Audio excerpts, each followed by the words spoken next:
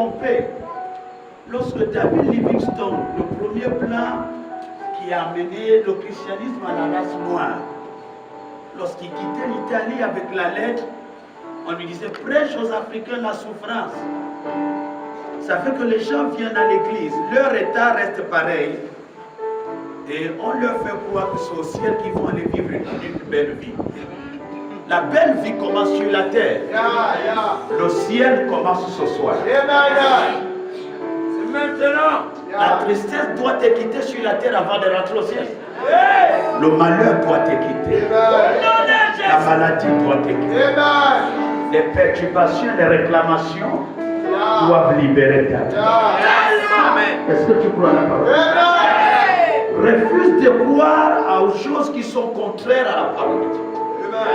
La parole de Dieu veut te voir heureuse. Elle veut te voir libre. Si on te propose autre chose, il faut refuser. Ton corps, c'est toi qui dois être maître dans ton corps. C'est pas que les coqs et les moutons du village viennent crier là-bas. Ils prennent des décisions contraires à tes projets. Là, il faut refuser ça. Dis à quelqu'un, je refuse ça. Je refuse ça. On ne vient pas à Jésus pour mettre la foi dans les démons. Non, on les chasse. Ils doivent libérer ton corps. Avec eux, il n'y a pas que ça va aller. Il faut d'abord les chasser. Ensuite, ça va aller. Est-ce que tu es là? On n'espère pas avec les démons. Ils ne sont pas des amis des gens. Ils sont nos ennemis. Les démons sont tes ennemis. Alléluia. Il arrive quand les gens sont mal enseignés dans les églises, on confond les démons aux épreuves. Beaucoup sont assujettis, ils ne peuvent pas construire, ils ne peuvent pas voyager, ils ne peuvent pas se réaliser. Ils sont malades matin, midi, soir. On leur dit ce sont des épreuves, c'est faux. Dieu n'éprouve pas ton corps, il éprouve ta foi. Bien nous parle des épreuves de ta foi. Donc c'est la foi qui reçoit l'épreuve, parce que la foi, c'est lui le mécanisme qui amène la spiritualité très loin. Il n'y a pas l'épreuve des bacs s'il n'y a pas le bac à gagner. Dieu ne peut pas t'éprouver s'il n'y a pas une dimension surnaturelle. Il ne peut pas t'éprouver et que pour t'éprouver là, tu deviens l'objet de mépris dans ton propre corps. Les épreuves ne peuvent pas anéantir la joie. Les épreuves ne peuvent pas t'empêcher de venir à l'église. Si tu vis quelque chose qui t'empêche de servir Dieu, ce n'est pas une épreuve. Alléluia. Ça fait que les chrétiens ont perdu la grandeur dans leur pensée. Avance, papa. On a une pensée de vivre le jour. Il n'y a plus l'abondance. On a une vision très limitée de la paix. Pourquoi? On nous a fait croire que l'oppression est une épreuve. Lorsque Dieu veut t'éprouver, il n'éprouve pas quelqu'un qui n'a pas béni. La santé n'est pas une bénédiction. Même tes ennemis sont en bonne santé. Est-ce que tu m'entends? Amen. Il y a la différence entre exister et vivre. Les arbres existent, mais les hommes qui vivent prennent des décisions pour les arbres. Quelqu'un qui existe, il est conditionné. Mais une personne qui vit, tu jouis à ta vie. Et comme tu veux et comme tu décides. On ne t'impose pas un rythme de vie. Mais tu vis ta vie par le Saint-Esprit. Une vie totalement libre. Est-ce que tu crois à la parole de Dieu? Alléluia. Donc tu dois sérieusement t'accrocher au Seigneur de la bonne manière. Parce que je peux m'attacher à Dieu de façon inutile. Et tu dois connaître la parole de Dieu. Il ne faut pas que quelqu'un vienne te tromper là.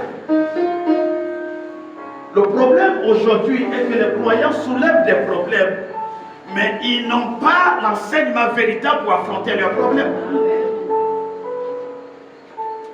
Dieu cherche des enseignants Et quand il y a des enseignants, il faut savoir qu'il y aura des cadres.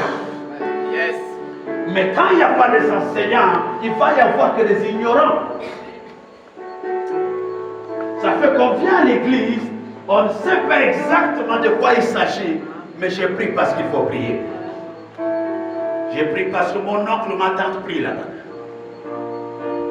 Or que ça doit être une vision personnelle, un point de vue personnel, une décision personnelle, où rien ne peut t'empêcher de continuer avec Jésus, parce que ce n'est pas ton oncle qui t'a mis dedans, ce n'est pas ta tante. Ça, c'est une décision personnelle. La Bible dit que tout ce qui n'est pas le fruit d'une conviction est un péché. Si tu es venu à l'église parce qu'on t'a forcé, c'est un grand péché. Ça, c'est un grand blocage. Demande à quelqu'un à côté de toi, tu es venu ici pour quoi? Alléluia. Ça doit être un point de vue personnel. La réussite ne s'efforce pas. L'élévation ne s'efforce pas. La gloire ne s'efforce pas. La preuve en est que Dieu ne donne pas ces choses-là aux bébés. Il donne ça aux personnes qui sont conscientes de là. Alléluia. La chose la plus triste, c'est de prendre un célibataire. Tu lui maries une femme qui n'est pas prête à se marier.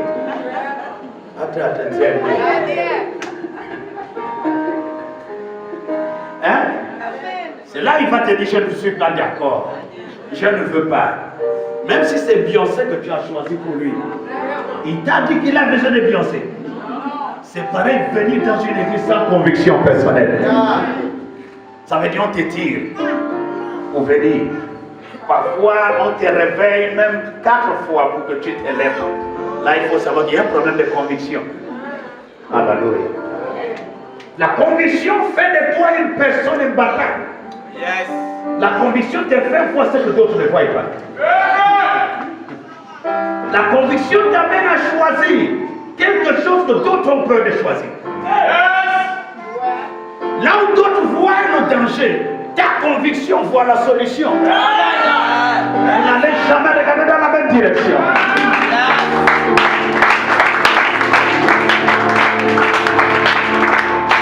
Alléluia. Quelqu'un qui a une véritable conviction, tu n'auras pas besoin du pape pour te taper les cannes sur la tête pour aller dans une bénédiction. La conviction ne te fera jamais regarder là où d'autres regardent. On doit te trouver bizarre à cause de ta conviction. Parce que la conviction regarde dans le sens contraire. Alléluia. Est-ce que tu es là ce soir? La conviction te rendra bizarre. Yes. On doit voir que tu es trop bizarre. Alléluia. On ne peut pas voir en toi la distinction si la conviction ne te rend pas bizarre. Yes, God. La distinction pose la différence par rapport à ce que d'autres sont. Yes. Tu ne pries pas Jésus parce qu'on t'a dit qu'il est bon. Tu n'es pas à l'église parce qu'on t'a dit sur mon église. Yes. Qu'est-ce que ta conviction te dit? Les âges que Jésus va apparaître, les personnes que Jésus va parler avec eux cette nuit, c'est des personnes qui sont convaincues de son existence. Yes. Convaincues de sa résurrection. Yes. Convaincues de sa puissance. Yes. Où on ne te force pas de prier, mais tu pries parce que tu sais que c'est le moyen de rentrer en contact avec l'Esprit. Alléluia. On te dit là où les autres veulent avoir une grosse voiture sans construire, mais la conviction t'amène à construire, même si tu es à pied. Or que l'autre est dans une grosse voiture, mais toujours en location. Une grosse voiture qu'on prend crédit de 50 millions. Ouais, ça c'est une confusion grave. Hein? Quelqu'un préfère prendre une voiture à crédit de 50 millions. Mais il loue. Alléluia. Ça, c'est pas une bonne conviction. C'est une dépravation grave. La parole de Dieu vient réorienter ton esprit. Ou quand tu réalises des choses, on doit voir les traces de la sagesse. La grâce du Saint-Esprit.